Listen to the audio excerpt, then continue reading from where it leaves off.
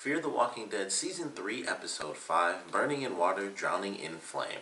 This episode seemed to really focus on, actually having somebody in your corner. It starts off with the old couple that Nick was actually watching in the last episode, and we find out that the wife, I would assume she was dead even in that last episode, and she's been a zombie.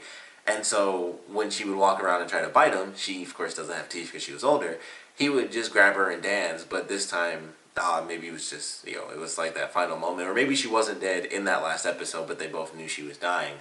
And so he puts the gun to his head, and so he shoots himself, and the bullet, of course, goes through, and it kills them both. And as they fall, of course, they hit the lantern, and it sets the whole place on fire. So it was an interesting start, for sure. I thought it was a really well done opening. And then it goes into kind of the characters, pretty much everyone dealing with their own story. Like, everyone had something to deal with that involved either being with someone or just having someone be with you, because there is actually a difference to that. And I think they did a good job explaining it really throughout the entire episode, even when it got to later points when this wasn't a big part of the episode like I thought, but Strand and Salazar, they do show up. It was basically at the end of the episode, so I was kind of surprised because they were in the promo. But I thought they were going to be like the other half of this episode, and it was really only like a couple of clips. I think technically they only had like 3 shots in the whole episode. It was when they're first in the car, the shot where Salazar's peeing, and then the end of the episode, they show up. So they don't show up nearly as much as I expected, but it's all kind of the same thing. It's having someone on your side. Madison deals, kind of her rival, inside the camp, so she deals with that, and his crazy need to have people follow him. But she's trying to tell him, like, do you want it through fear or respect? And she almost gets her throat slit because he's absolutely freaking insane. And apparently he does have people on his side, regardless of whether or not it's fear or respect. He has those people, because that guy was looking at Madison, and then he's just like, and he just rolled on over like it wasn't a big deal. So, she has to deal with him doing that. Alicia deals with the not-so-crazy brother, and I'm still trying to get their names.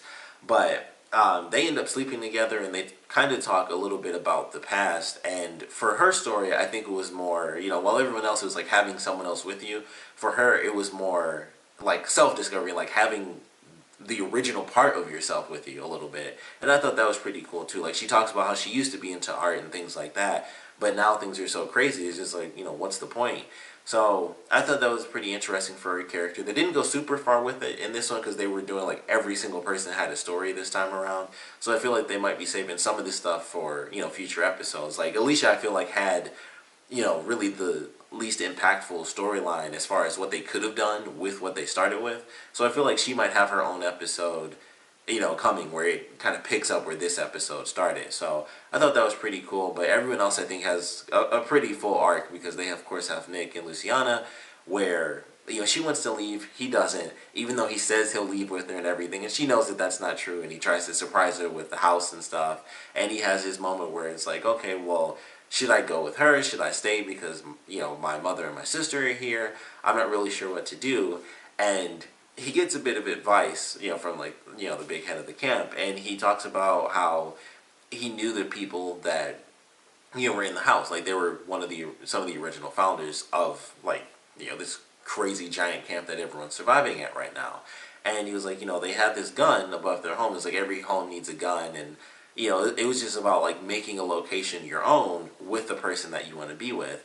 And Nick was trying to have that moment, and of course it didn't end up working because Luciana didn't want to stay. She had people that she knew, and she felt it was better to be with people that she knew than to be in the location that she's at, because she's lost people. And that's something that they talk about, where Nick was fine with what happened, or at least he's able to work through it, but she wasn't, because she was with those people for such a long time, and all of them were just getting killed off left and right. And so now it's like she truly is alone. She didn't find anyone at the camp like Nick did, where he found his family again. She's just all by herself, kind of like Nick was in the last season. So it makes sense that she want to go on her own. They do seem to reference the prologue characters, the whole passage thing with the 2 characters going down into these secret tunnels and stuff. I feel like they mentioned that those were Prohibition tunnels during that little prologue thing, so I think those are the characters that she's going to end up meeting. It won't actually be Ophelia that does it. Still no word on Ophelia. Like I mentioned last time, with them focusing so much on Salazar, and of course that being his whole drive is to find his daughter, I keep thinking, like, alright, at some point he's going to be like, where is she at? And then they'll finally show us where she is, because last we saw her, she ended up, getting back into the States. This random person finds her, and that's all we got. So we don't know really what's going on with her character, where she is in relation to the other characters. So there's a lot to that, and we still don't really have anything on her. It's harder and harder not to, it's harder and harder to forget about it, because now they officially brought Salazar back, and his whole thing is talking about his daughter. So it's like, all right, well, now I'm like itching to see what the heck is going on with their character, because they got to bring her back. So still no word on her, but I think everyone else had a pretty decent story. As I figured, they even showed it a bit in the promo, Strand fighting off zombies, and I'm like, if he's fighting off zombies, he's dealing with the undead. He pissed off Salazar, and of course he did. We finally get to the end where they get to the hotel, which apparently is falling apart. Like, they get there, and I was like, how is he going to deal with this? There's going to be a gate, and there's going to be people, and the first thing they're going to do is be like, no, we kicked him out. Like, we forced him to leave. Your daughter has never been here or anything like that. At least not that they knew. They never even saw Ophelia. So they get there, and I'm like, well, how's this going to play out? And ultimately, there's no need to worry about the people, because I guess everybody's dead. Maybe a new group came in, and that just screwed everything up. They tried to take over the hotel, but screwed it up, and then just let a bunch of walkers in. Or maybe, I don't know. Like, there's nothing I can think of outside of that makes any sort of sense, because it's either a new group came in, or some random idiot came in the middle of the night and just cut the gate open, and they were like, screw this, I'm going to survive. And then they didn't, they had no way to tie it back up, so the zombies just start walking in, and everybody's screwed, and that's all there is to it. So, they get there, there's no lights, there's no people, there's, no locks on the gate, so they stroll in, and it's like, there's nothing we can do. Like, I already know his daughter's not here, and now nobody's here, so it's really bad, we might get killed. So, of course, Strand is like, maybe we should wait until tomorrow. And, Salazar is super awesome. Like, even when they first get there, the first thing he does after he opens the door, he, like, leans over and he takes the keys himself. And he's like, stay close, because he's the one with the assault rifle, and, Strand has nothing. So they go in, and of course he hits that bell because he knows that he's been lied to this whole time. And it's like, what happened to my daughter? And Strand tries to tell him everything at the last second. Like, okay, we don't know what happened.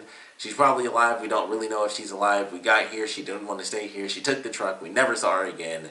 And that's all there is to it. She could still be alive. Like, don't leave me here to die. And of course, he kind of got what he deserved. I mean, that's his whole thing. Is like, he just does everything for himself. And Salazar is like the antithesis of that. At least, I shouldn't say he's the antithesis of it, but he's definitely like the least accepting person. Like, Madison will accept it even if it sucks.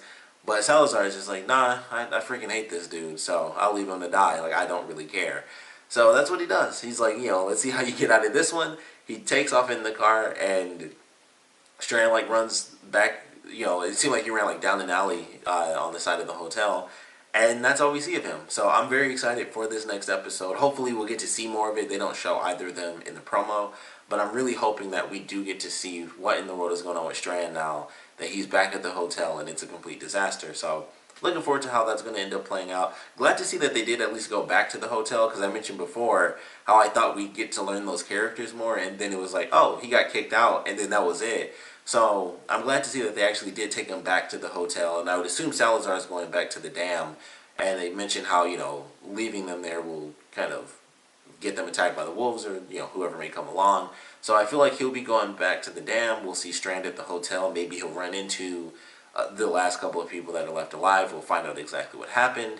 And then at some point, we'll get what's happening with Ophelia. But I'm excited for the next episode. It seems to focus internally on some of the madness going on with the camp. And one of the things that they reference is one of the new characters from this episode.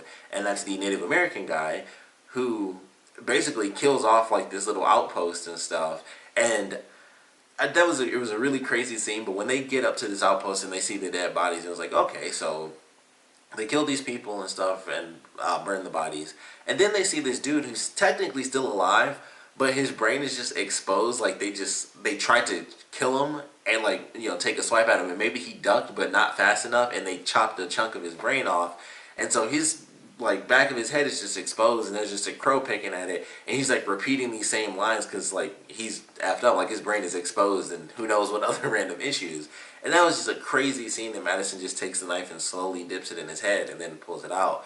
I was like, wow, that's nuts. Like, a crow is just picking on this dude's head, and he's just sitting there talking. And I was like, wow, that's a really crazy moment. But, we have this Native American guy. There are other people that surrounded them.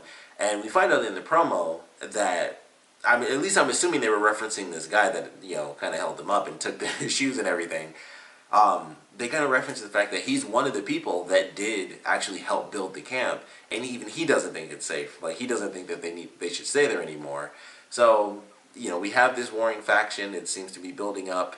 There seems to be like some more issues are going to be showing up within the camp itself between the brothers, like individually, not them actually fighting each other, but individually they seem like they might be having some issues. There's a scene with Nick and like the leader of the camp where I'm pretty sure he was drinking, and that's why he was aiming the gun at Nick, and he didn't realize, kind of what was happening, because they mentioned that before, like, stop drinking because he was hunting, or at least I think that's what they were talking about. I kind of lost track because I was doing something else, but he talks about, like, why'd you stop?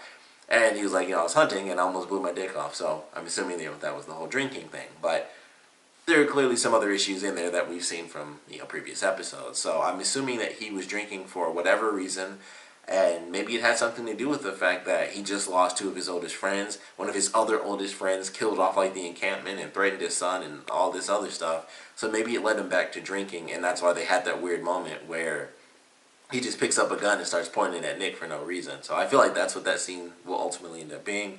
But I really enjoyed this one. I thought it was really good the way they kind of put the stories together. It was kind of the same story with like slight variations, but ultimately it was having someone on your side and or trusting in someone else.